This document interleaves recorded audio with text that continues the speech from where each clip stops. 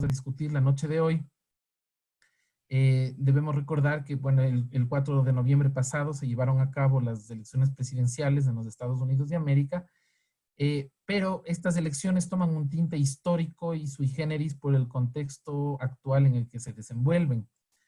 A nivel global, las elecciones se presentan en un momento crucial para el sistema internacional, en el cual el liderazgo y la supremacía de los Estados Unidos está cada vez más en entredicho. Ya desde las últimas 2 décadas, el mundo parece haber iniciado un rumbo hacia un nuevo orden mundial que cada vez parece más próximo y que supondría además el fin de más de un siglo de supremacía absoluta de una única potencia global para dar paso a lo que podría ser el inicio de un mundo más multipolar y sobre todo en donde aparece la participación de nuevos actores internacionales que han ido cobrando gran relevancia en la economía mundial.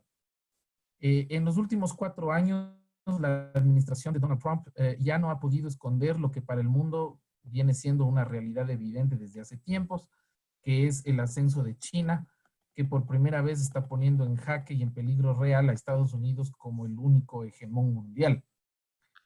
Sin embargo, aún hay hechos que son indiscutibles, y eso es importante también relevar. Por ejemplo, todavía el planeta entero ha tenido que estar pendiente de estas elecciones. Es decir, la humanidad entera ha tenido que estar atenta a la decisión que toma aproximadamente el 1% de la población mundial, que es el equivalente de la población estadounidense, porque lo que ocurra con esa decisión todavía tiene un impacto claro y directo en el resto del mundo. Habemos quienes creemos que en una democracia global y real se exigiría que seamos idealmente todos los habitantes de la Tierra los que podamos votar por el presidente de los Estados Unidos, porque tal vez ahí los resultados serían muy diferentes, pues, y incluso a nivel internacional, eh, tal vez el rumbo del mundo eh, podría tomar un giro inesperado. Eh, ¿Por qué ocurre esto? Pues porque pensar en la política de los Estados Unidos todavía nos obliga a remitirnos a una perspectiva no solo internacional, sino global. Es decir, desde cada rincón del planeta se estará analizando lo que ha ocurrido en estos últimos días en Estados Unidos, porque para cada rincón del planeta habrá algún impacto, habrá algo que pueda afectar el desarrollo de su política nacional y de su política exterior. Ahora mismo China estará delineando cuál será su nueva estrategia diplomática para lograr empatar con el nuevo gobierno de Estados Unidos, luego de 4 años de confrontación directa y sin tregua por parte de Donald Trump. Del otro lado del océano, la Unión Europea estará preguntándose cuál va a ser su rol en estos próximos 4 años y si logrará recuperar el sitial que ha venido perdiendo de forma desenfrenada en los últimos 15 años. Francia y Alemania, por ejemplo, se mirarán entre ellas para saber si la OTAN tendrá o no futuro y si aún les es a ellos de alguna utilidad. Mientras que Boris Johnson, en cambio, en el Reino Unido verá ahora como providencial la oportunidad de un nuevo acercamiento con Estados Unidos que le dé cierta tranquilidad sobre la situación post-Brexit. Y esto nos lleva digamos, a enlazar ya con la primera pregunta, digamos, de nuestro análisis de esta noche. Para el resto del mundo, y especialmente para nosotros, los del sur, ¿sí? Este tercer mundo que aun cuando el término es anacrónico todavía sigue utilizándose en Estados Unidos, o el mundo en vías de desarrollo. ¿Qué implica todo esto? Para muchos el triunfo de Biden representa el retorno de los demócratas al poder, pero nada más, es decir, algo así como más de lo mismo. Y todos sabemos desde la historia latinoamericana que hay razones fuertes para asumir esa posición, porque desde los ojos de América Latina la diferencia de la política estadounidense hacia la región no ha sido muy distinta entre republicanos y demócratas en el último medio siglo.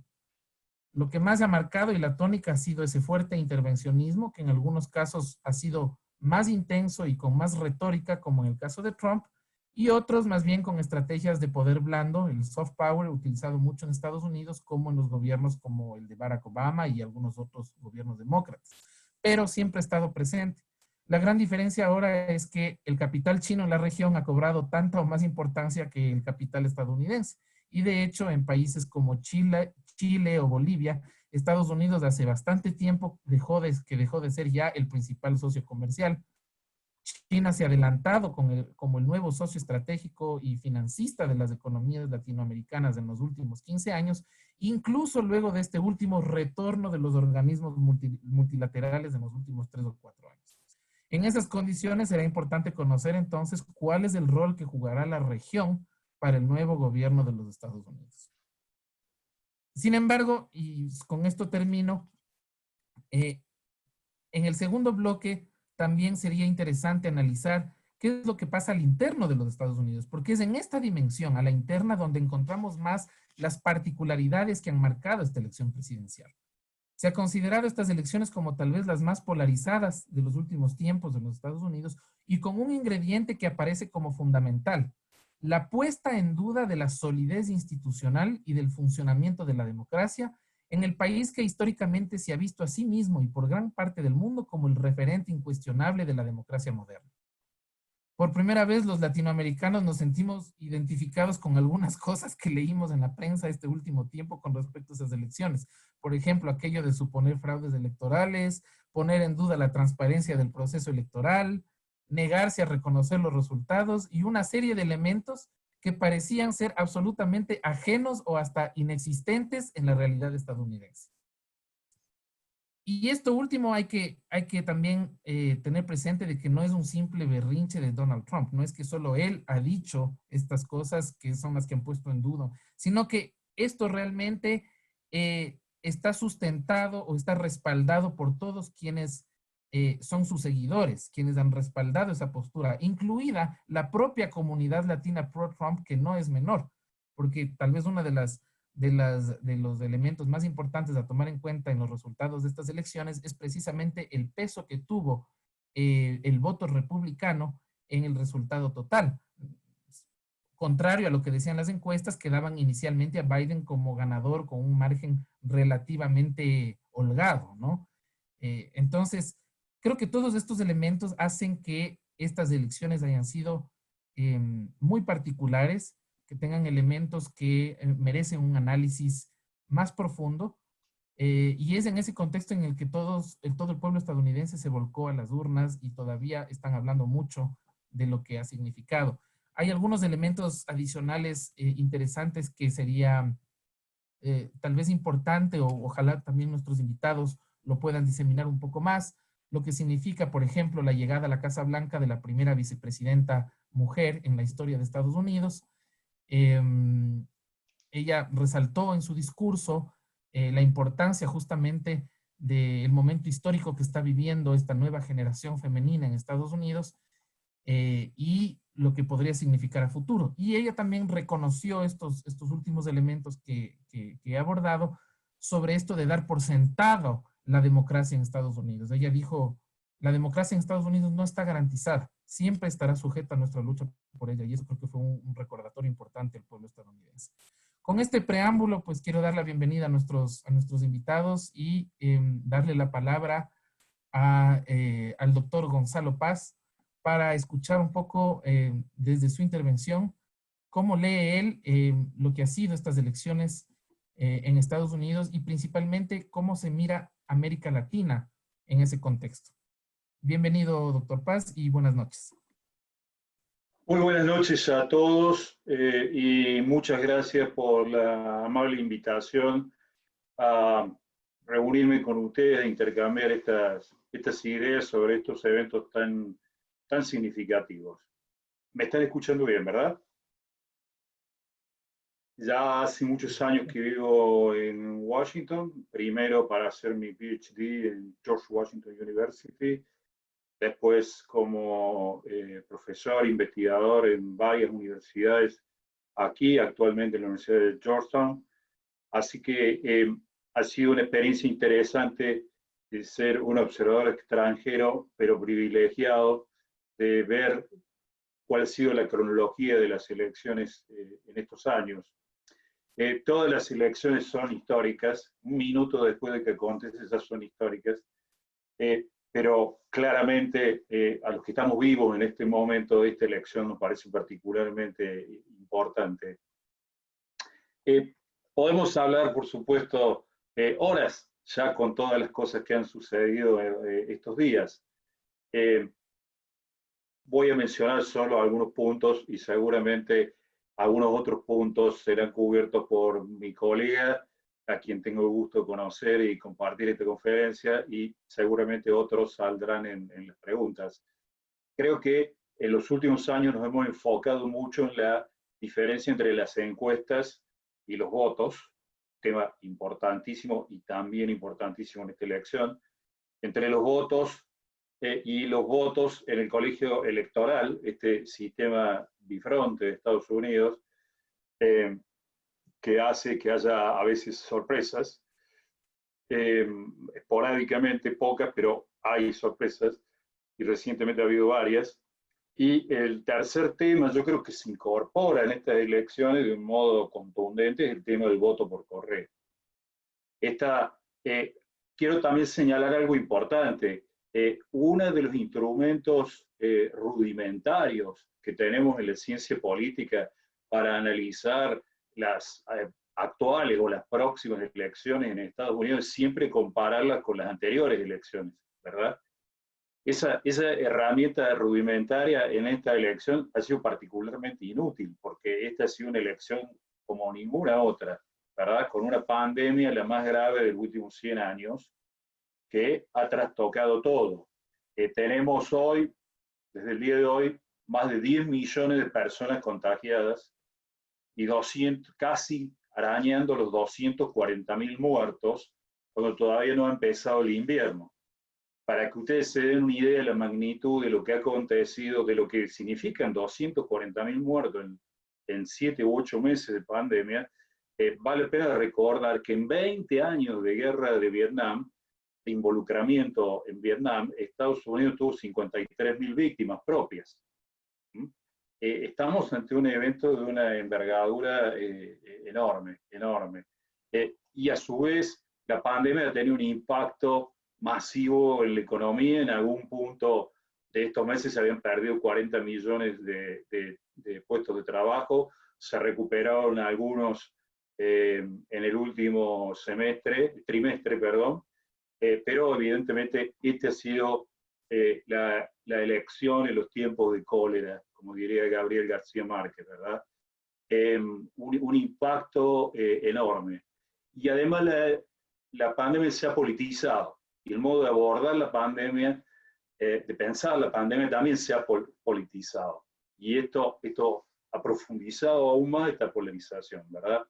El presidente decía que la pandemia, que el COVID era apenas una gripecita, que no iba a suceder nada, y ha instado a sus seguidores a ir a votar presencialmente. El día de las elecciones, el 3 de noviembre, el martes 3 de noviembre, el primer martes de noviembre, como de hace más de 200 años. Y los demócratas, muy preocupados por la contagiosidad del COVID, han instado a sus seguidores a votar prematuramente, a votar antes del día de la elección. Esta es la primera elección en la historia de Estados Unidos que vota más gente antes del día de la elección que en el día de la elección. Un hecho evidentemente único también. Y de estos votos, aproximadamente unos 100 millones de votos, 2/3 son voto por correo y 1/3 es voto presencial previo al día de la elección. El voto por correo, repito, hablaba de las encuestas y los votos, de los votos y los votos en colegio electoral. El tercer punto importante en esta elección es el tema del voto por correo. Existe desde hace décadas en Estados Unidos.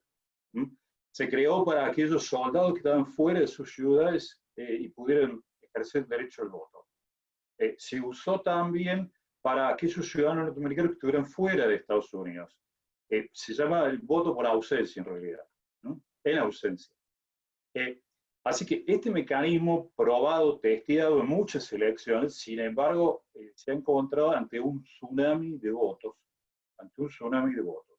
Hay 50 reglas electorales, una por cada estado, hay miles de condados con autoridades que pueden influir en algunas decisiones localizadas, y por lo tanto el sistema electoral norteamericano es de una enorme complejidad. En algunos estados se tenía en cuenta el matasello en el sobre del día que se había enviado el voto. En otros estados se permitía, si uno tenía miedo de que el voto no iba a llegar a tiempo, se permitía anular el voto por correo e ir presencialmente a votar.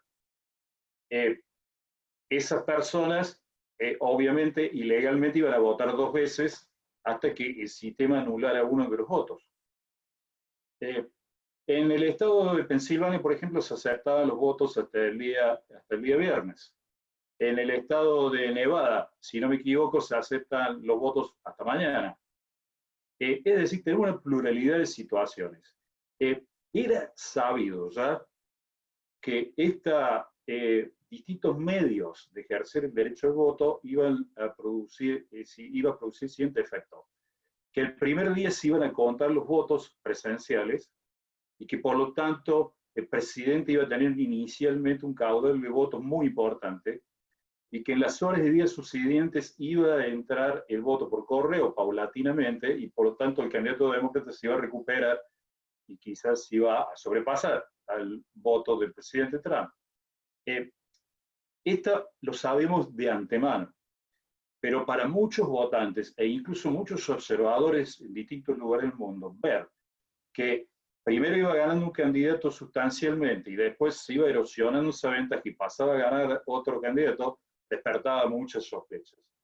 Legítimamente mucha gente piensa que ha habido problemas sustanciales en esta elección, que hasta ahora no se ha encontrado evidencia creíble sobre esto. Entonces, podemos hablar más del tema de voto por correo, pero este es un tema central. Las encuestas.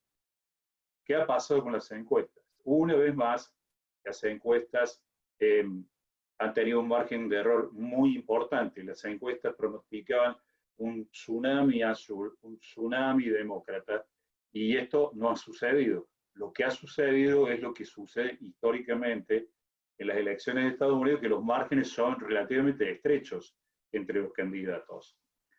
Ha habido mucho más persistencia de la que se imaginaba que iba a suceder.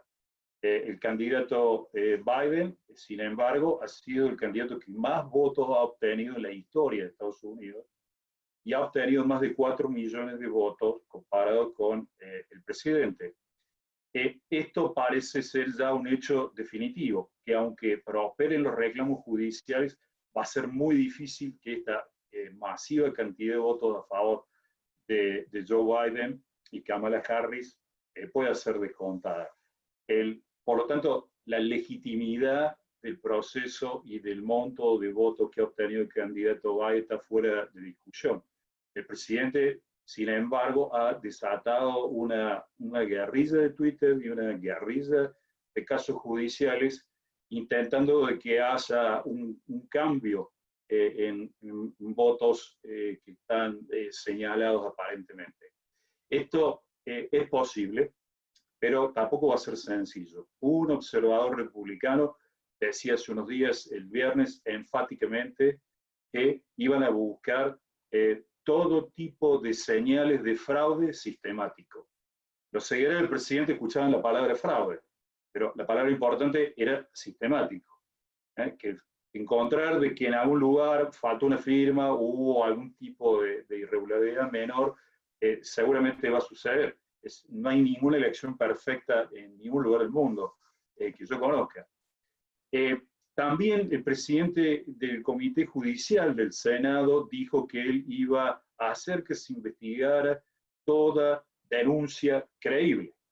De nuevo, muchos escucharon la palabra denuncia, hacer que se investigue la denuncia, pero la palabra importante es creíble, digamos. Uno puede denunciar todo lo que quiera, pero tiene que aportar evidencia, ¿verdad? Pruebas. Así que el presidente está básicamente intentando que en algún lugar un juez amigo reconozca que ha habido problemas con un número suficiente de votos como para poder cambiar el resultado en un estado y que esto dé vuelta el colegio electoral. Este es el desafío al que el presidente se ha lanzado. Un tema final, repito, podemos seguir hablando por horas, pero me gustaría que todos participaran, escuchar a todos. Pero un tema final que creo que es importante, más el presidente buscaba no solo su reelección, sino que el presidente buscaba un tercer mandato incluso, un tercer mandato. Esto quizás no es tan conocido en nuestra región, pero es algo muy importante. El presidente tiene 74 años. el vicepresidente Biden, el ex vicepresidente Biden, tiene 77 años. Es plausible que aún perdiendo esta elección, el presidente intente volver en el año 2024. En todo caso, la pregunta es, ¿habrá trumpismo sin Trump? Creo que esta es una pregunta muy importante para entender la situación política de Estados Unidos. Con respecto a algunas repercusiones internacionales, brevemente, porque esto también podríamos organizar varias conferencias, las reacciones inmediatas han sido que muchos viejos aliados del presidente, otros líderes llamados trumpistas en el mundo, como por ejemplo Boris Johnson en Inglaterra o Netanyahu en Israel, o incluso un aliado cercano como es la presidenta de Taiwán, han reconocido la victoria presunta de Joe Biden. Este es un hecho muy importante. Otros enemigos de Trump y algunos aliados también, por el momento se mantienen cautos, como son China, Rusia, Brasil y México. Por lo menos lo último que vi antes de entrar a esta conferencia. Para nuestra región, señalaba el presentador muy atinadamente que desde la región muchas veces los matices entre los republicanos y los demócratas se pierden para nosotros. Nos parece bastante homogénea la política norteamericana hacia la región. Acá entramos en un clásico juego de semejanzas y diferencias. Creo que también hay semejanzas y diferencias en dos planos, en el plano de la retórica y en el plano de las políticas que efectivamente se implementan hacia la región. Me parece que en esta elección ha primado la pandemia y el impacto económico. La política exterior ha tenido muy poco rol en los debates, incluido el tema, la papa caliente de China, incluido el tema de China, ha tenido poco espacio en la política exterior. América Latina ha tenido menos espacio, por supuesto, si la política exterior ha tenido poco lugar.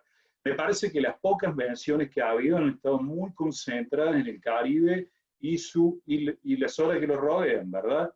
Estamos hablando de Cuba, estamos hablando de Venezuela, de Colombia, de América Central y en particular el Triángulo Norte, mencionado varias veces por Joe Biden, y de México. Bastante menos para el resto de América del Sur. En el caso de Cuba veo diferencias importantes porque el presidente Trump ha tratado de deshacer lo que hizo la administración Obama-Biden. Habría que preguntarse si Biden, cuánto tiempo va a tardar Biden en deshacer lo que deshizo Trump. Si esto será rápido, si será lento. En el caso de Venezuela veo una actitud muy dura del presidente y del candidato Biden hacia el gobierno de Venezuela. En esto creo que hay muchas más similitudes que diferencias. De hecho, fue en el gobierno de Obama donde se comenzaron las sanciones hacia los jerarcas del actual régimen en Venezuela. Con respecto a América Central, básicamente estamos hablando del tema de la migración. Y acá creo que hay una diferencia de enfoque importante. El presidente Trump ha intentado crear y ha usado la idea del muro y de que el muro lo iban a pagar los mexicanos como un gran caballito de batalla, sobre todo en el 2016. Y el candidato a presidente Biden insiste en que el Triángulo Norte, en Honduras, El Salvador y Guatemala, habría que invertir unos $4.000 millones en los próximos 4 años, para tratar de atacar las razones que hacen que la gente se quiera ir, la falta de desarrollo y la enorme inseguridad. Habrá que ver qué sucede en los próximos meses. Estamos al final del ciclo electoral norteamericano, con sus 3 fechas estelares: el 3 de noviembre la elección, el 16 de diciembre comienza la actividad del colegio electoral y el 20 de enero que tiene que asumir el presidente en nuevo periodo, el presidente actual o el presidente Biden. Vamos a tener unas semanas trepidantes de acá hasta el 20 de enero, de eso no me cabe la menor duda. Pero de allí en adelante comenzará una nueva historia. Muchísimas gracias a todos por la atención. Muy amables. Muchas gracias, doctor Paz, por su intervención. Nos da algunos elementos iniciales también para poder ir desmenuzando un poco la discusión. Ahí ya me surgen algunas dudas que podríamos también, digamos, plantearlas y dejarlas eh, un poco separadas o reservadas para nuestro segundo bloque, que es en donde podremos analizar un poco más a profundidad el funcionamiento en sí del sistema electoral estadounidense, ¿no? Justo lo que usted mencionaba de estas tres fechas, en donde en definitiva no podríamos hablar todavía de resultados oficiales, considerando que el colegio electoral tiene que formalizar su votación y que no lo ha hecho aún. Sin embargo, por tradición, ya se asume que la decisión va a ser la misma, aun cuando en la práctica esto podría no ser así. En fin, muchas cosas que también es importante entender del funcionamiento del sistema electoral estadounidense. Pero antes de entrar un poco en esa discusión, en ese segundo bloque, pues también nos acompaña esta noche la doctora Grace Jaramillo, a quien le agradecemos también por su presencia. Ella es investigadora postdoctoral, profesora invitada en la Escuela de Ciencias Políticas de la Universidad de British Columbia en Canadá, y además es miembro del Centro de Política Internacional y Defensa de la Universidad de Queens en Canadá. Aquí en el Ecuador, la doctora Jaramillo fue coordinadora del programa de Relaciones Internacionales de la Flaxo, y también ha sido catedrática pues de la Universidad Andina y de la Escuela Diplomática. Le damos la bienvenida, doctora Jaramillo, por su presencia esta noche y por acompañarnos. Y le damos la palabra para poder ir un poco más profundizando en base a los elementos que ya se han venido discutiendo en esta primera parte de la discusión. Bueno, muy buenas noches a todos los presentes, a la audiencia que nos acompaña. Gracias también por la invitación. Y yo lo que voy a hacer es complementar un poco lo ya dicho por el doctor Paz, en el sentido de la complejidad y la profundidad de la crisis que vive la democracia estadounidense desde hace ya bastante tiempo. Yo diría que el fenómeno Donald Trump no es la causa, yo creo que es el resultado de siquiera un par de décadas de polarización de la política exterior, de la política interna de los Estados Unidos, que tal vez tiene sus inicios en la década de los 70, pero que se agudizó decididamente durante la administración Clinton, cuando se inició una serie de, cuando el Partido Republicano sufrió un realineamiento entre el voto tradicionalmente conservador que buscaba agudizar las contradicciones y evitar el centrismo que era característico del Partido Republicano, al menos en su ala legislativa durante la era de los 80, y que también trataba de pasar legislación incluso del tema de impuestos, bipartidista y siempre en coaliciones constantes con el Partido Demócrata para financiar la defensa, para generar una estructura corporativa mucho más grande que provea de financiamiento al abultado gasto fiscal en defensa que significaba la lucha durante la Guerra Fría. Pero ya en los 90, con el fin de la Guerra Fría, también hay ese resquebrajamiento del bipartidismo en los Estados Unidos, y eso lleva a un realineamiento del voto. Es decir, el Partido Republicano tiene una crisis interna.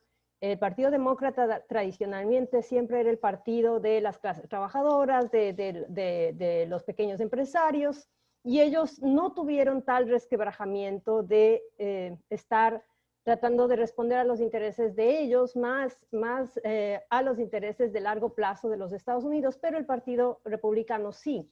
Y es ahí donde empieza esa destrucción de la vieja coalición centrista del Partido Republicano. Y eso lo explica muy bien un análisis que se llama la gran revuelta dentro de esta revuelta populista del Partido Republicano. Salena Cito y Brad Todd en un reciente gran estudio sobre los pormenores del rompimiento de esta coalición. Pero ¿qué pasa con esta coalición que lleva al estado de cosas donde estamos? No solo es el Partido Demócrata que tiene Black Lives Matter, o la coalición que es mucho más radical y que lucha por los derechos identitarios. También existió, empezando por esta gran movilización del Tea Party a principios de la administración Obama, que demandaba una reducción drástica de impuestos justo en plena gran recesión, en la crisis del 2008. Y a partir de esa revuelta también se dan otras revueltas que tienen más que ver con una crisis cultural identitaria que con problemas económicos en sí mismos que ya los estaba viviendo. Pero hay en este movimiento una profunda decepción por las políticas nacionales, en general globalistas, en los dos lados, en el extremo derecho y en el extremo izquierdo del Partido Demócrata y en el extremo derecho del Partido Republicano, profunda distanciamiento con este efecto de la globalización que deindustrializó el Midwest de los Estados Unidos, o sea, un oeste completamente deindustrializado que degeneró en grandes crisis de drogadicción, de desempleo, de opresión para las minorías, pero también de una gran decepción para esa gran mayoría blanca que antes dominaba la política en los Estados Unidos. Y esto nos llevó a un deterioro de la democracia en el interior de Estados Unidos a tal punto que la primera gran elección o el primer gran gobierno deslegitimado fue el de Barack Obama y todo el movimiento que se llamó birterista en los Estados Unidos, que trataban de cuestionar incluso la legalidad de la nominación de Barack Obama como presidente legítimo de los Estados Unidos, porque supuestamente no había nacido en los Estados Unidos. Esta gran decepción la inició Donald Trump. Y es por eso su ascendencia en la política estadounidense a ser un personaje estelar dentro de este movimiento del ala populista conservadora. Y yo creo que eso hay que tomar en cuenta cuando vemos los resultados, porque la idea central de esta ala populista conservadora del Partido Republicano es destruir las instituciones básicamente o tradicionalmente que sustentaban la democracia estadounidense. Y yo creo que no es menor lo que estamos viviendo. En la mayoría de los casos, desde el gran cisma provocado por la elección del 2000, cuando apenas Al Gore perdió las elecciones por algo así como 1000 votos, en Florida además, él apenas se resolvió el caso, aceptó la derrota electoral, incluso antes de que se diera la votación del colegio electoral, y se dio paso al equipo de transición. Y para complementar lo que dijo el doctor Pazio, creo que hay que enfocarse en cuánto fue el deterioro democrático, que ni siquiera estamos viviendo una transición pacífica del poder entre demócratas y republicanos. Siempre ha habido problemas electorales. Es decir, Estados Unidos es un país que tiene absolutamente descentralizado no solo las agencias o las oficinas electorales en cada uno de los estados y dentro de cada uno de los estados, en cada uno de los distritos, que hacen prácticamente imposible un fraude masivo. Entonces sí, hay incidentes, se han hecho varios estudios académicos del Servicio de Estudios del Congreso de los Estados Unidos que apuntan a que el margen de error y la posibilidad de fraude es ínfimo. De lo que nos habló el doctor Paz, el voto por correo o el voto en ausencia, existe desde 1848 y ha sido respetado con las diferencias que él explicó de estado a estado desde 1848, y eso incluye la guerra civil, la Primera Guerra Mundial, la Segunda Guerra Mundial, la guerra en Corea, la de Vietnam y ahora durante la pandemia. En todas estas circunstancias ha habido problemas menores con ese voto, pero mínimos que no cambian lo sustancial del resultado electoral. Y es ahí donde empiezan a destruirse un poco las instituciones, porque primero la democracia estaba basada en la tolerancia al oponente, al opositor, y en no creerle enemigo. Y en la segunda cosa era el autocontrol y la capacidad de liderar o de defender las instituciones democráticas más allá de los personalismos. Y esto es lo segundo. Lo primero y lo segundo ya no está pasando. Lo primero ya lo expliqué, es un proceso más de largo plazo. Lo segundo es lo que se aceleró durante el gobierno de Donald Trump, con varias instituciones, entre otras, la falta de cruce de cuentas y de transparencia y de control horizontal de la democracia, que es potestad del Congreso. Ustedes recordarán que al principio de este año el presidente Donald Trump fue sometido a un juicio político, a un impeachment, y el impeachment no fue procesado como tradicionalmente se procesan los impeachment, donde hay testigos, donde hay documentos que se presentan, porque simplemente el Ejecutivo se negó a aceptar esos llamados a juicio, a aceptar de los testigos, a aceptar entregar evidencia. Y aunque el informe de Robert Mueller fue contundente sobre obstrucción de justicia, que justamente era impedir que el proceso de control democrático horizontal en una democracia funcione, al final fue absuelto. Pero también existe el control vertical, y el control vertical en una democracia siempre son las elecciones. Pero al no aceptar los resultados, aun cuando estos no se deriven o sean tan completamente sentenciados al mismo día de las elecciones, creo que ya sentó las bases para dinamitar el proceso y deslegitimar el proceso en sí mismo en el largo plazo. Ya no importan las evidencias, lo importante es que muchos de sus electores, tal vez el 48% de ellos, no lo acepta, y eso es extremadamente grave. Extremadamente grave porque existen más o menos 75, en este caso fue 78 días. La aclaración es que en noviembre 3 fueron las elecciones, del martes 3. Y de noviembre 3 a enero de 2021, en este caso, hay 78 días en los cuales debe empezar a funcionar rápidamente muchas cosas. Entre otras, el equipo de transición, y ha sido una tradición, un precedente en los Estados Unidos.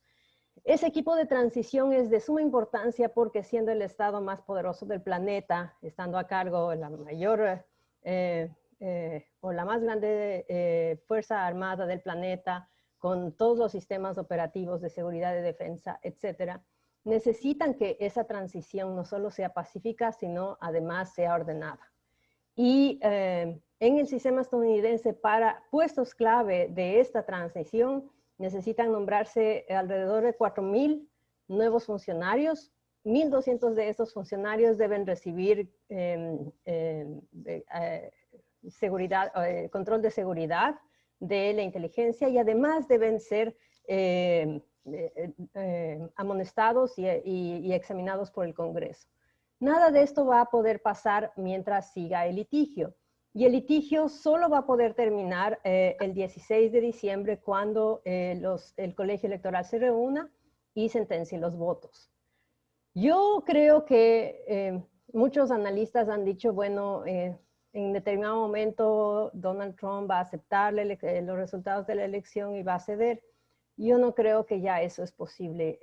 Yo no concibo a un Donald Trump aceptando los resultados de la elección, y mucho menos facilitando el trabajo del equipo de transición, y es muy posible que todo este drama continúe hasta enero del 2020, enero 20 del 2021, perdón, en donde realmente, tenga que actuar todo el equipo de seguridad nacional, que son 5 organizaciones: es defensa, es la CIA, o el DNI, el Departamento de Seguridad Nacional, Homeland Security, y el Departamento de Justicia, para poder garantizar una transición ordenada. Esto es excesivamente, no puede haber mayor riesgo para la seguridad nacional e internacional estadounidense que una transición tan caótica, tan agresiva esté pasando en estos momentos, donde estamos en medio de una pandemia, donde el gobierno prácticamente ha dejado de administrar o ser proactivo en el manejo de la pandemia, para tratar de ganar tiempo y casos, o los 4, al menos las demandas que se están cursando en los 4 estados. Y esto también ha tenido un impacto serio en el mundo. Yo sostengo que hay 3 grandes líneas que siempre el gobierno de Donald Trump se propuso. Me parece que la primera era desmontar el orden internacional, así como lo conocemos, el orden liberal internacional, así como lo conocemos, Para darles solo un indicio de cuán grave es, Japón lideró a principios de enero de este año un congreso llamando a los países que pensaban más o menos similares, que están de acuerdo con el orden liberal, para tratar de restablecerlo. Eso quiere decir que Japón, uno de los aliados más cercanos tradicionales a los Estados Unidos, estaba viendo ese sistema desmoronarse en varias áreas: seguridad, defensa, pero también comercio, cooperación internacional en temas como cambio climático, como algo tan básico como el funcionamiento de todas las entidades financieras de Bretton Woods. Como ustedes saben, o tal vez debemos ampliar un poco el tema, durante todo este año y especialmente desde la declaración de la pandemia, desde finales de febrero, principios de marzo, Estados Unidos incluso estaba bloqueando que el Fondo Monetario Internacional pueda emitir los famosos DCDRs, los sistemas de pago, los sistemas de retiro de depósitos de los países para poder enfrentar la pandemia. Estaba bloqueando algunas decisiones de la Organización Mundial de Comercio que podrían restablecer el buen flujo del comercio y de las cadenas globales de valor en medio de la pandemia en los momentos más difíciles. Aunque ustedes no lo crean, también en estos momentos más difíciles fue China lo que dijo: bueno, yo más o menos voy a respetar un poco el orden internacional, y empezó a trabajar con Europa, y entonces Estados Unidos tuvo que un poco dar su brazo a torcer. Pero es decidor que en momentos como este, en donde el mundo sufre una pandemia, tenga un mejor comportamiento dentro del sistema global China que Estados Unidos, que hasta hace poco era el eje que lideraba un movimiento mucho más institucionalizado del sistema internacional global. Y todo esto que les estoy contando tiene directamente que ver con lo primero, y es el planteamiento de la era Trump. Digo de la era Trump porque no solo es el presidente Donald Trump, de mercantilismo y no libre comercio, y de usar el comercio más bien como mecanismo de negociación, diría chantaje, para esta suerte de compra y venta de recursos de toma y daca en el comercio internacional, tanto de bienes como de servicios. Eso fue lo que terminó siendo el Tratado de Comercio con China, y lo sé de primera mano, y eso terminó siendo también el famoso Tratado de Libre Comercio Estados Unidos, México, Canadá, el NAFTA 2, donde a pesar de estar firmado y ratificado por los dos países, sacramentado y demás, yo que vivo en Canadá puedo decir, y que trabajo directamente con los think tanks que proveen de información al gobierno de Canadá sobre el tema, prácticamente siempre hay un litigio con o amenazas de nuevos aranceles. A pesar de estar el tratado vigente, amenazas de nuevos aranceles, nuevos tarifarios, cotas, cerrada de fronteras, si es que el premier de Canadá, el primer ministro de Canadá, dijo algo en contra de Trump, o le molestó a Trump, o alguien en la administración dijo algo no debido, etcétera, etcétera. Es decir, el comercio se convirtió en una espada de Damocles. Y luego lo último, que también en algo topó el doctor Paz, es un tema un poco más directamente relacionado con el tema de la democracia, que es la ruptura no solo de los aliados tradicionales, sino también el fortalecimiento de una alianza suerte de protoautoritaria y populista, donde efectivamente los aliados más firmes de los Estados Unidos, quienes tienen acceso directo al presidente Trump, son el sultán bin Salman de Arabia Saudita, el presidente de Turquía, Tayyip Erdogan, el presidente Putin, y en menor grado, por supuesto, el presidente de Brasil, Jair Bolsonaro, y en menor grado y mucho menos acceso los tradicionales aliados de la OTAN, o Canadá siquiera, o México, o Japón.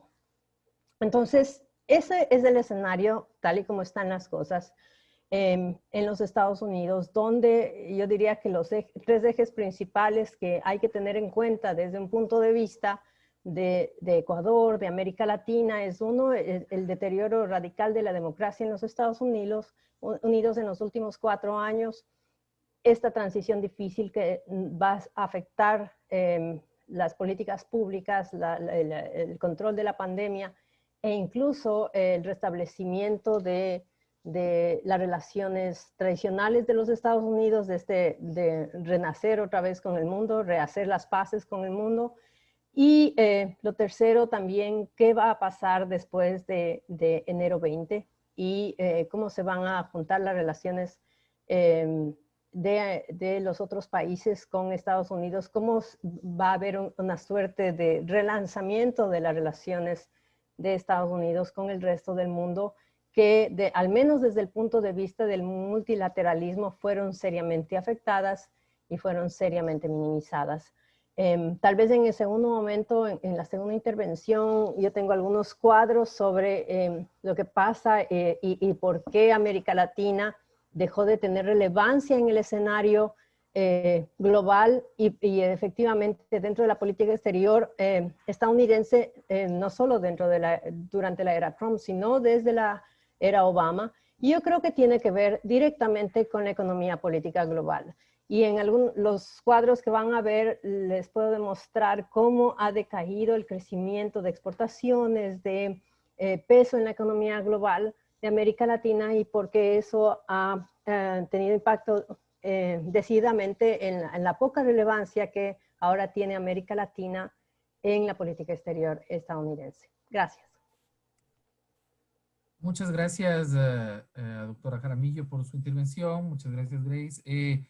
Sí, los elementos que se han puesto sobre la mesa en este primer bloque, pues hablan mucho de, digamos, del contexto interno en el que se desarrollaron las elecciones de los Estados Unidos. Y ahorita se ha hecho también un análisis interesante sobre lo que ha significado, digamos, esta polarización fuerte y los orígenes de la crisis democrática en Estados Unidos, que como se ha dicho, pues no ha sido, digamos, un fenómeno tan reciente como creeríamos, ¿no? Es decir, no es que tal vez se visibiliza con Trump, pero como bien lo ha dicho Grace, digamos, viene de hace algún tiempo atrás. Y pues se desmenuzó bastante sobre la crisis del Partido Republicano y lo que ha sido la era Trump. En ese sentido, tal vez valdría abrir este segundo bloque centrándonos un poco más ahora en lo que se puede esperar de Biden. Desde el otro lado, digamos, hemos visto lo que ha sido la administración Trump, por qué, un poco en el contexto en el que se desarrolla esa administración, ese contexto de ese cisma del que se habló, digamos, dentro del propio Partido Republicano y esta radicalización de algunos de sus bandos, pues, que, digamos, sintonizaron bastante con esta nueva retórica populista que también empezó a cobrar fuerza en la región y que rompió, digamos, con esa tradición de las alianzas internacionales que ha tenido Estados Unidos. ¿Qué implica entonces el regreso de los demócratas al poder y de Joe Biden? Me atrevo a pensar que tal vez la retórica también puede ser distinta de la práctica en la medida en que el contexto internacional ahora es distinto. No es como cuando estuvo Obama en su primera administración y mucho menos como cuando estuvo Bill Clinton anteriormente. Es decir, estamos ahora frente a un contexto donde tal vez ya haya que tomar medidas más fuertes o más drásticas ante ciertas cosas, como por ejemplo la pérdida de liderato mundial ante economías como la China.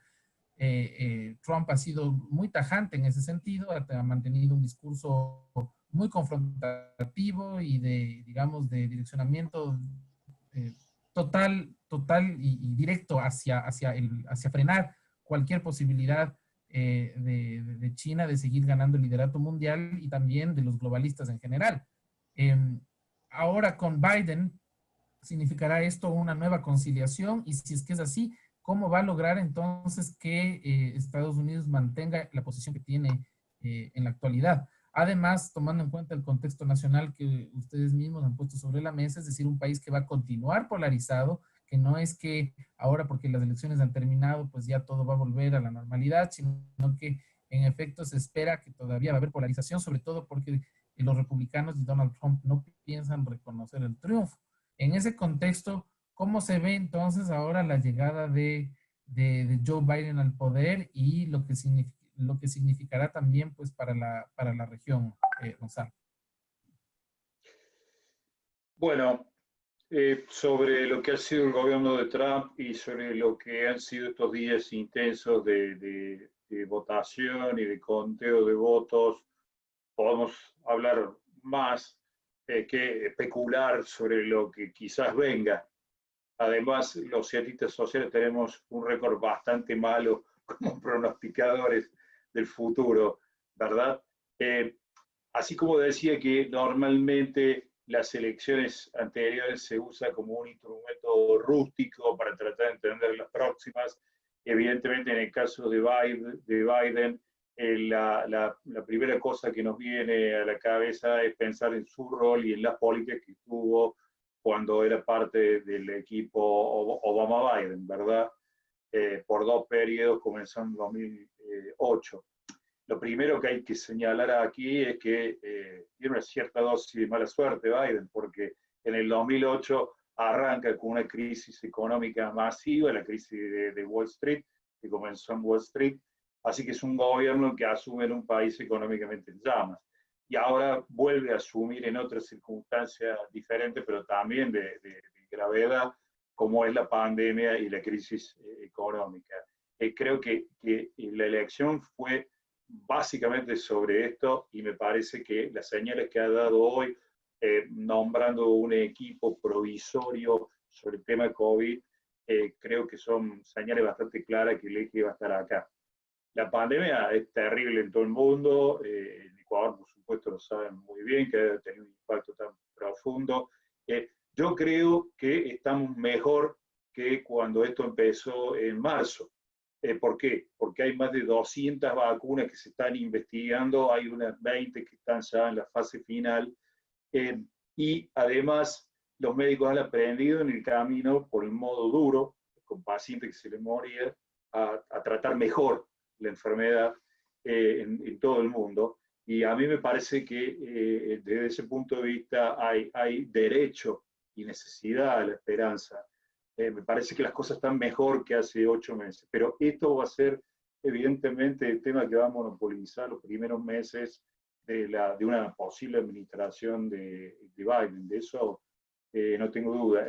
También hay muchos reportes de la prensa de que el presidente trataría de deshacer lo que hizo el presidente Trump por medio de órdenes presidenciales, de decretos, que fue un poco lo que hizo Trump con lo que recibió de los 2 periodos anteriores demócratas. Esto es obviamente un grave peligro para Estados Unidos que en cada administración se esté deshaciendo lo anterior. Esto significa una enorme inseguridad jurídica, una enorme inestabilidad política, y el resto del mundo tiene graves problemas para tomar sus propias posiciones. Evidentemente es un gobierno que cree recibir un mandato de minorías, y entonces deberíamos ver razonablemente mucha acción muy precisa, enfocada en el tema del racismo, en el tema de las mujeres. Aquí no quiero dejar pasar algo que señaló el presentador en su introducción. Evidentemente el hecho de, si se concreta, de que la senadora Kamala Harris sea elegida vicepresidenta, es un hecho que en sí mismo, más allá de las acciones que después desplieguen el gobierno, tiene una carga simbólica muy fuerte, ¿verdad? Recuerdo yo que cuando el presidente Obama era candidato y derrotó a Hillary Clinton en esa famosa interna, le dijo, gracias a su elección, Hillary había sido la primera mujer en superar los 20 millones de votos en una primaria, gracias a su elección, la vida de mi hijo, de mis hijas va a ser mucho mejor. Me parece que el hecho de que tengamos una presidenta mujer es un hecho de una enorme importancia. Creo que su frase muy sencilla, hace pocas horas, creo que va a quedar para la historia. Soy la primera mujer que va a ser presidenta, pero tengo fe, creo que no voy a ser la última, ¿verdad? Me parece que esto ya queda para siempre asociado con ella, y el nuevo mundo crea un nuevo mundo de posibilidades para mucha gente en todo el mundo, no solo en Estados Unidos.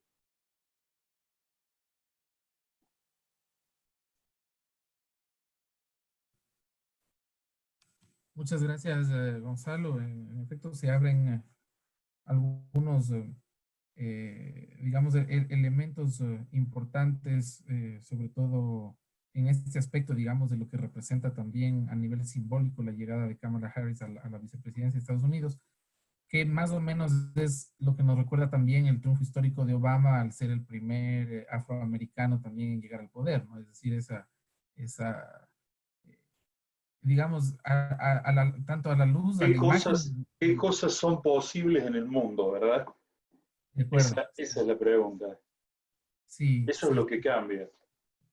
efectivamente, efectivamente. Y en esa misma línea, pues teniendo también al lado, digamos, de los demócratas que siempre han sido, en ese sentido, digamos que consecuentes con los principios de su propio partido, justamente estos principios de inclusión y de pluralismo, con los cuales se identifican y a los cuales hizo referencia también Joe Biden en su discurso de presentación, digamos, llamando justamente a la unidad de los Estados Unidos, indicando que él no ve estados rojos o estados azules, sino a los Estados Unidos en general. Este llamado a la unidad, pues definitivamente es una señal de un intento de pacificación en medio de este contexto un poco de polarización y confrontación que todavía viven los Estados Unidos.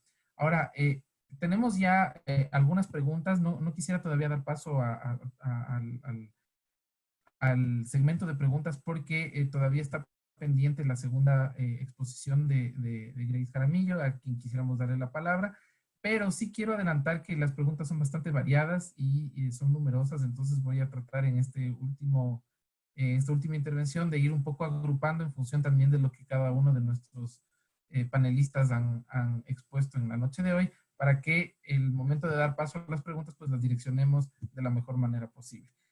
Hasta mientras, pues le doy la palabra nuevamente entonces a Grace Jaramillo para complementar un poco lo que se ha venido discutiendo. Galo, ¿quisieras que me enfoque entonces en qué se viene para América Latina y cuáles van a ser las diferencias, tal vez? Yo creo que sí, porque más que nada porque las preguntas están un poco enfocadas en ese campo, ¿no? Nos preguntan bastantes cosas relacionadas a cómo hacer estos paralelismos con la situación actual de América Latina y la situación política que en este momento estamos viviendo, tomando en cuenta que aquí en América Latina también estamos en un año de bastantes bastante actividad electoral. Acabó de haber las elecciones plebiscitarias en Chile, han habido algunas otras también, va a haber las elecciones parlamentarias en Venezuela el próximo año. Entonces, digamos que la región también se va posicionando y en ese contexto, pues, sería interesante conocer un poco más cómo vemos la perspectiva regional con el nuevo presidente de los Estados Unidos. Claro, muchas gracias por esa entrada. Solo les cuento para ir contestando esta pregunta que me hizo Tania específicamente sobre cuál es la relación o las similitudes entre el populismo conservador en los Estados Unidos, el trumpismo que se llama, y los populismos latinoamericanos de izquierda y derecha. Yo diría que muchísimo, en parte porque bueno, solo para aclararles una anécdota, este año, a principios de este año, yo generalmente doy una clase que se llama Instituciones Políticas en América Latina o Democracia comparada en perspectiva latinoamericana. Y es un curso numeroso. La mayoría en realidad de estudiantes viene de América Latina, de todos los rincones de América Latina, brasileños, mexicanos, argentinos, etcétera. Pero esta vez un tercio por lo menos de los estudiantes venían de los Estados Unidos y específicamente querían saber eso, por qué, o sea, cuáles son las características del caudillo latinoamericano, y la mayoría de trabajos finales fueron eso, las semejanzas y diferencias entre el caudillismo latinoamericano y Donald Trump y el trumpismo. Y son espeluznantes la cantidad de semejanzas de esto de, por ejemplo, siempre tratar de controlar lo que dice la prensa, de declararle la prensa el enemigo de la gente, no solo del poder, sino también de la gente en general. el desmoronamiento sistemático, o sea, sistemático, sopesado, pero a la vez estratégico de instituciones que importan, como las cortes, por ejemplo, como el sistema de justicia, como los fiscales generales, tratar de simplemente ignorar leyes, incluso la Constitución, si es necesario, arrogarse poderes y empoderar pequeños grupos, generalmente armados, para contrarrestar las protestas ciudadanas, sean estas pacíficas o no pacíficas. Hay muchas similitudes en realidad, pero eso es lo más escalofriante, yo diría. Ahora, bueno, mi área de estudio siempre ha sido la economía política internacional y específicamente cuál es la relación y cómo se relaciona, cómo crea política exterior o política internacional Estados Unidos. Y mi enfoque, por supuesto, siempre trata de ser América Latina. Pero ahora he puesto la cuenca del Pacífico porque lo que ha pasado aceleradamente estos últimos años, no solamente desde la era Trump, sino también todos estos años, es un desplazamiento de ese enfoque hacia el Asia. Es decir, el Asia siempre fue importante. Y una de las condiciones que hay que tomar en cuenta es que Estados Unidos siempre estudió mucho qué hacer con regímenes autoritarios como Rusia, como Corea del Norte y como China. Y la conclusión bipartidista, tanto de los entes de estudios sobre la defensa, la seguridad y la economía mundial coincidieron en que la mejor forma de controlar a China, de controlar su ascenso autoritario en el mundo, etcétera, etcétera, es más bien relacionarse, generar vínculos estrechos de comercio e inversiones con China, tratando de convencerla por la vía del capitalismo, o lo que alguna vez trataron o la idea que trataron de hacer con Cuba, es decir, tratar de que el capitalismo genere una implosión interna y la gente diga, bueno, me gusta el capitalismo, entonces voy a ser también democrático. Y era un plan de muy largo plazo, que evitaba una confrontación directa, ya sea en términos de defensa, de seguridad, pero sobre todo una confrontación que lleve a una segunda guerra fría solo de otra naturaleza.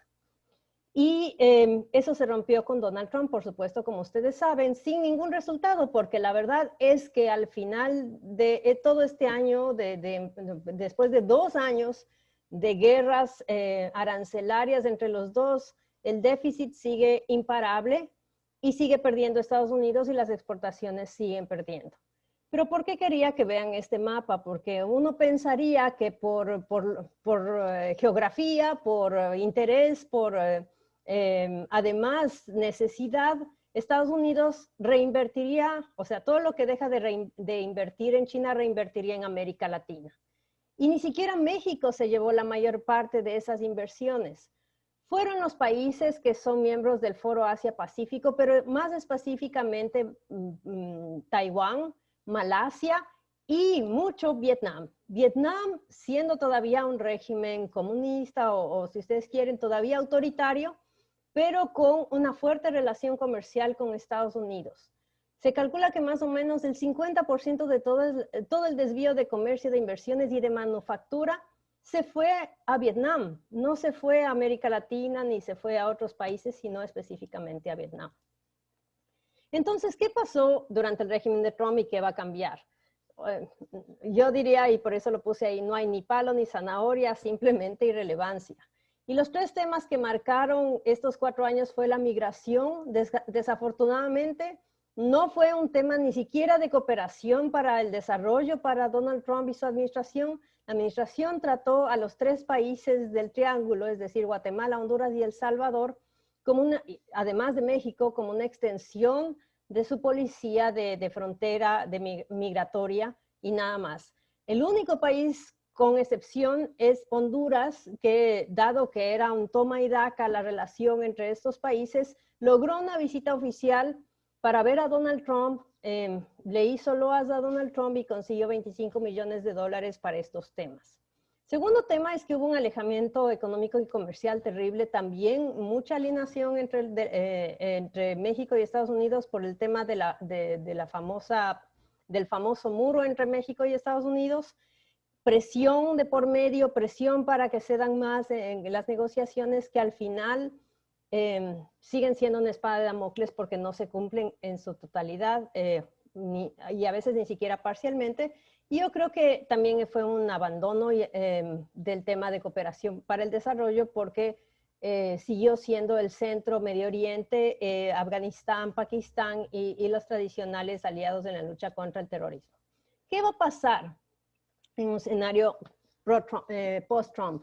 Yo diría que sigue la irrelevancia para América Latina porque China se va a convertir en el eje fundamental de la nueva política exterior de Joe Biden. Y sé de buena fuente que el nuevo equipo de política exterior tiene centrado la primera meta en devolver los relojes a diciembre del 2016 y devolver a los Estados Unidos al nuevo orden, al viejo orden internacional liberal, empezando por retomar o revincularse al Acuerdo Climático de París, reiniciar su participación constructiva en la OMC. Eso es increíble porque Estados Unidos no había hecho eso en mucho tiempo. Y además volver a la OMS porque recordarán que Trump ya emitió un decreto ejecutivo retirándose de la Organización Mundial de la Salud. Entonces, todo el mundo augura cooperación en el tema de la pandemia, específicamente en el tema de la vacuna. Y básicamente retomar una relación propositiva con entidades que estaban prácticamente muertas como la OTAN, el G20, la relación con Naciones Unidas, en el sistema en general de Naciones Unidas, con los comisionados de refugiados, derechos humanos que estaban prácticamente rotas. Y sobre América Latina, un eje mucho más de cooperación y ayuda al desarrollo. Y lo que ha dicho la administración Biden sobre América Latina, es decir, el equipo de transición de Biden sobre América Latina es volver a tener decencia en la relación, así lo mencionaron. Solo quería mostrarles para terminar este cuadro y por qué la irrelevancia de América Latina. Nosotros estamos exportando ni la mitad de lo que exporta el Asia, a pesar de toda nuestra riqueza en recursos naturales y demás. No exportamos ni un tercio de lo que exporta Europa u otras regiones. Inclusive estamos mucho más abajo del nivel de comercio y exportaciones de África. Entonces, es ahí la razón de la irrelevancia de América Latina. Y la caída de influencia en la economía mundial por simple peso del Producto Interno Bruto es dramática en los últimos años. Por eso es que la cooperación al desarrollo también ha caído dramáticamente y está enfocada básicamente en Venezuela y Centroamérica. Hay un deterioro, con la excepción de Colombia, hay un deterioro dramático en la forma como cooperaba Estados Unidos en los demás temas. Y una de las razones fundamentales, uno de los temas que va a ser una piedra de toque con América Latina es el tema del Banco Interamericano de Desarrollo, porque Estados Unidos no tenía dinero para contrarrestar o al menos poner las cuerdas o contra las cuerdas a la famosa iniciativa Ruta de la Seda de China, que está dando más o menos 153 billones por año a América Latina en su totalidad para proyectos de infraestructura. Las apropiaciones del Congreso apenas para el año que está terminando fueron de 16 millones para el programa Espejo de la administración Trump con relación a la Ruta de la Seda, que se llama América Crece. Entonces la situación es dramática, hay que revitalizar esa relación. Y no creo que suceda nada más porque además hay una disparidad dramática en la forma como se han relacionado los países que más agresivamente negociaron tratados de libre comercio versus los países, y esto es sin contar Brasil y México, que son unas grandes potencias y de todas maneras negocian un montón de exportaciones con Estados Unidos. Entonces, yo creo que estos son elementos de análisis que hay que tomar en cuenta para entender por qué América Latina perdió tanta relevancia para Estados Unidos en lo comercial, en lo económico y por supuesto en temas de política exterior, y que con excepción de México y Centroamérica no hay una real prioridad de Estados Unidos para actuar en la región. Hay muchos pedidos domésticos dentro al interior de los Estados Unidos sobre el tema Venezuela, pero el Grupo de Lima, el apoyo a Juan Guaidó, como dijo el doctor Cruz, es a donde más ha llegado. Realmente no hay, quiero ya cerrar, no hay posibilidades de extender, o ahorita por lo menos no hay ninguna iniciativa nueva sobre el tema de Venezuela, excepto seguir los canales regulares institucionalmente desde afuera, tratar de presionar al gobierno de Nicolás Maduro por una salida democrática, pero eso va a ser todo. Muchas gracias, doctora, por la intervención. Solamente quería, si nos puede aclarar un dato específico sobre la información que nos presentó. Esta pérdida de relevancia a la que usted está haciendo referencia, ¿desde cuándo se la podría considerar? Porque, es decir, estamos hablando de que la economía latinoamericana en este momento no tiene peso en la economía global, pero ahí yo me pregunto y diría, ¿en qué momento la tuvo? Como para decir por qué antes Latinoamérica podía haber tenido más relevancia en la política internacional de Estados Unidos y ahora ya no. ¿Esto es, digamos, por el ascenso de las economías asiáticas o a qué otro fenómeno específico? ¿A partir de cuándo tendríamos que hacer la lectura de este fenómeno que usted nos presenta? Yo creo que el inicio de todo este distanciamiento se debe durante el boom de las commodities del año 2000. ¿Por qué? Porque en el boom de las commodities que vivió América Latina, la mayor parte de países empezó a comerciar mucho más con Asia y específicamente con China, más que con Estados Unidos. Estados Unidos a la par estaba viviendo un proceso de deindustrialización agresiva, en donde cada vez necesitaba menos los insumos que tradicionalmente Latinoamérica le proveía. Entonces, este deterioro o este distanciamiento en las relaciones y el deterioro de los términos de intercambio y de la capacidad de exportar se da después del año 2000 en América Latina, cuando América Latina empieza en general a crecer mucho menos. Entonces, solo para hacer una comparación, del 2010 al 2020, América Latina creció en promedio alrededor de 3.2% anual. El Asia creció al 9% anual cuando uno hace los promedios e incluye China e incluye India, pero también los países pequeños como Vietnam, Indonesia, Tailandia, que estaban en plena desarrollo de además unos procesos de industrialización particular dentro de estas cadenas globales de valor.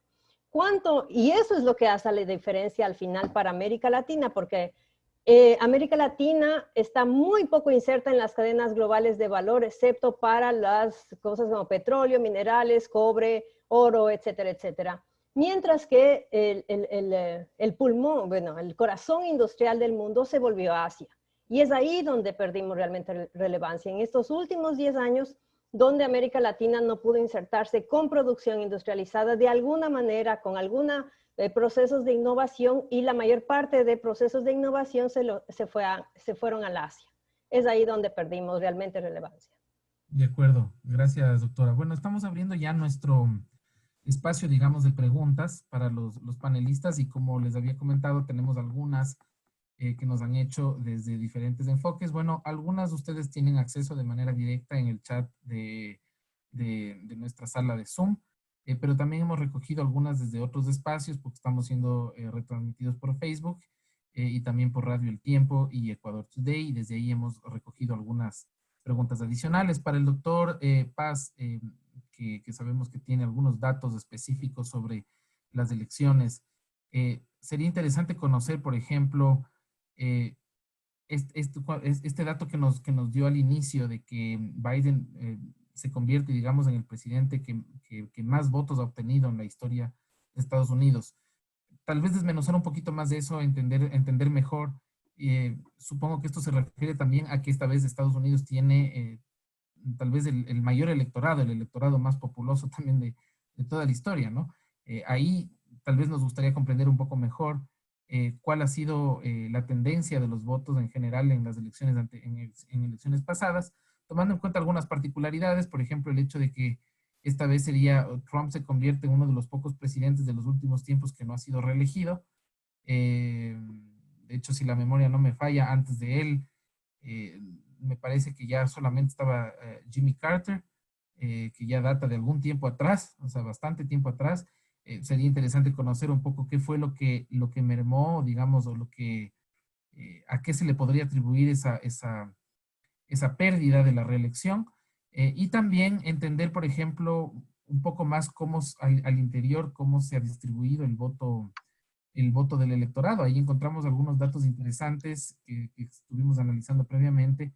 Por ejemplo, en el caso del voto femenino, donde según algunas fuentes es mayoritariamente demócrata el voto femenino en Estados Unidos.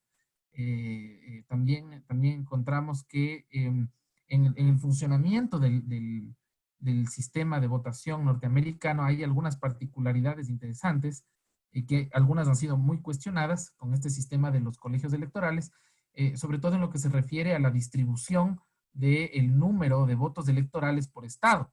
Una cosa interesante que se encontró ahí, por ejemplo, es que realmente no en todos los casos se obedece a un principio de representación demográfica, es decir, hay estados que están siendo sobre representados y uno de esos casos me parece que es Wisconsin, que arroja, digamos, creo que 20 votos electorales cuando por proporción demográfica debería otorgar apenas 8. Es decir, hay disparidades o hay criterios sobre los cuales se ha basado el sistema electoral estadounidense que tal vez valdría la pena entenderlos un poco mejor para comprender también cómo se han dado los resultados y por qué existen estas críticas que van aumentando, van subiendo de tono al sistema electoral norteamericano, doctor Paz. Bueno, no nos queda mucho tiempo y como habíamos acordado, desgraciadamente tengo una entrevista en unos minutos y usted con gran habilidad ha puesto 5 o 6 preguntas en una sola, pero entiendo perfectamente el sentido de su comentario porque evidentemente una elección de esta complejidad tiene muchísimos aspectos que creo que a todos nos interesa. Voy a tratar de ser realmente muy breve, decir una o dos oraciones para cada uno de estos bullets que usted me ha puesto. ¿Cuántos votaron? Usted da la sensación de insinuar de que votaron más porque hay más gente en Estados Unidos. Bueno, efectivamente esa es una idea importante, pero tendremos los números finales pronto, espero, pero da la sensación de que mucha más gente participó proporcionalmente comparada con otros procesos. Cabe aclarar que el voto no es obligatorio en Estados Unidos, que es bastante lío votar en Estados Unidos, hay que registrarse, hay reglas bastante restrictivas para poder anotarse y registrarse. No es tan automático votar en Estados Unidos y sin embargo esta elección, aún compensando por el aumento de la población, etcétera, habría votado mucha gente. Esto precisamente marca la polarización y el interés que tenía la elección. Lo sabremos, es una pregunta fáctica, lo sabremos en los próximos días cuando tengamos más datos. ¿Por qué perdió? Pregunta usted. Creo que sería en sí mismo una pregunta para hacer una conferencia entera. Creo que también se analizarán los datos en los próximos días, semanas y meses y años probablemente. Aquí solamente algunas ideas tentativas.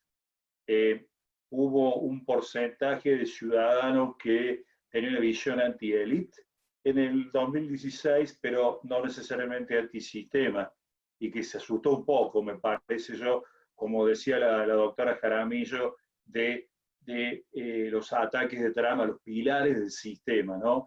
Cuando uno dice Make America Great Again, ¿qué significa eso exactamente? ¿El poder militar más grande de todos los tiempos o un poder moral, una democracia que era el símbolo frente al cual, el espejo frente al cual todas las otras democracias del mundo se veían? En este sentido ha habido un deterioro enorme, ¿verdad? Esta frase que tanto les gusta a los republicanos citar, ¿no? De una ciudad arriba de la montaña que brilla, ¿no? Cuyo brillo nos ilumina todo. Bueno, esta idea quedó seriamente socavada en estos 4 años y particularmente en esta controvertida elección. Hay alguna gente con mucho espíritu cívico que yo creo que se ha asustado un poco con lo que había pasado. De todas maneras, casi todas las elecciones estadounidenses son bastante parejas, ¿no? y cuando veamos la distribución de poder resultante de la elección, creo que vamos a llegar a una conclusión que no va a estar muy lejos de esto. Usted hablaba también de distintos bloques específicos de votantes y también en su introducción usted señaló particularmente el bloque latino. El bloque latino es algo que en América Latina nos reflejamos mucho, nos interesa, muchos son parientes nuestros que viven en Estados Unidos, ¿verdad? La verdad es que es un grupo muy diverso, porque tenemos migraciones viejas, como la primera generación de los cubanos en la Florida, los hijos, los cubanos, que es una generación que tiene otras ideas políticas también, la enorme inmigración de los mexicanos, las distintas inmigraciones centroamericanas, los que se fueron en las guerras civiles en esos países en los 80, los más recientes. Es un conglomerado que tiene, digamos, una unidad en todo caso cultural, espiritual, pero que tiene problemas específicos y que puede tener inclinaciones al voto distinto. Yo he visto un número muy preliminar y no confío mucho en estos números, pero de acuerdo a los números que he visto, habría votado por el presidente Trump en el 2016 un 28% de latinos y ahora habría votado un 32%. Es decir, que subió, pero tampoco subió una cosa demasiado extraordinaria, ¿verdad? Hay que ver específicamente, creo, en las semanas y meses por venir. Bueno, de nuevo, quiero parar aquí porque su pregunta fue realmente muy, muy interesante y tiene muchísimas aristas y como había mencionado me voy a tener que retirar en algún momento porque tengo una entrevista pendiente. Le pido disculpas de abandonar el debate antes que finalice. Le agradecemos, doctor Gonzalo Paz, por su presencia ahora y lamentamos que tenga que retirarse, pero le agradecemos por sus contribuciones que han sido muy valiosas para la discusión de esta noche. Estamos ya cerrando, en realidad, solo quisiera antes de dar, o sea, de empezar ya con la conclusión, trasladar algunas inquietudes también a Grace Jaramillo en cuanto a lo que se viene para el mundo, en función un poco de los datos y de la información que nos ha presentado en su última exposición. Hay una tendencia importante de académicos, o sea, de la misma academia y también desde la sociedad civil, a creer que lo que se está viviendo en este momento ya es una transición del sistema capitalista, es decir, que estaríamos dirigiéndonos hacia un posible orden internacional postcapitalista. Sin embargo, usted ha hecho referencia de que con Biden lo que se espera más bien es el retorno de la tendencia liberal, es decir, un poco frenando esas aspiraciones de Trump de ponerle un freno a la globalización, para responder más bien al interés más continentalista de los Estados Unidos, de los otros sectores, de los grupos económicos. Sin embargo, la crisis, digamos, a nivel mundial que se experimenta con el ascenso de China y con esta nueva redistribución del poder, esta reconfiguración de las relaciones de Estados Unidos con antiguos aliados, en fin, podría dar a pensar que en efecto ya estamos hablando de que el sistema capitalista como tal podría estar entrando en una fase final. Sin perjuicio de que también puede ser una sobreinterpretación, considerando que también muchas otras tendencias indican que el sistema capitalista está en crisis desde hace 50 años o 60 años y que lo que ha venido más bien es adaptándose a cada circunstancia de crisis, ¿no? Entonces, en ese sentido, quisiéramos un poco su apreciación sobre cómo se mira el sistema económico internacional en este nuevo escenario, con los datos un poco que usted nos ha dado, la pérdida de importancia un poco del dólar también, ¿no? Como moneda hegemónica a nivel internacional y qué se esperaría un poco de estos bloques que le harían contrapeso a Estados Unidos, tal vez un posible resurgimiento del BRICS, no sé, se me ocurre a mí como otro de los bloques importantes de las potencias emergentes, en fin, un poco una lectura un poco más amplia en ese aspecto, doctora. Claro, hay algunas, sí, tomé nota de algunas preguntas también del público acá dentro del chat de Zoom y también tus cuestionamientos, pero Es una pregunta que siempre es recurrente, ¿no? Bueno, la primera parte de esa pregunta siempre es, ¿se está acabando el sistema capitalista?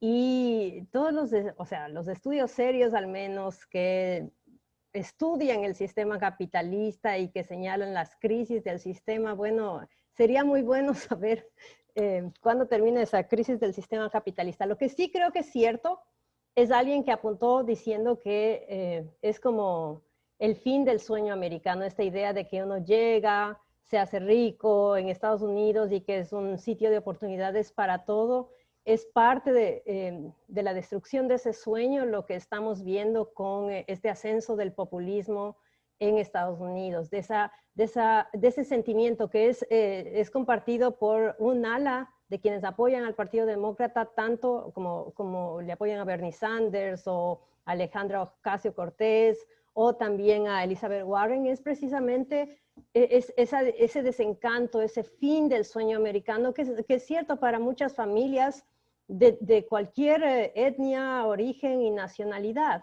Pero también es cierto que muchos en el ala a la derecha del Partido Republicano sienten esa misma angustia.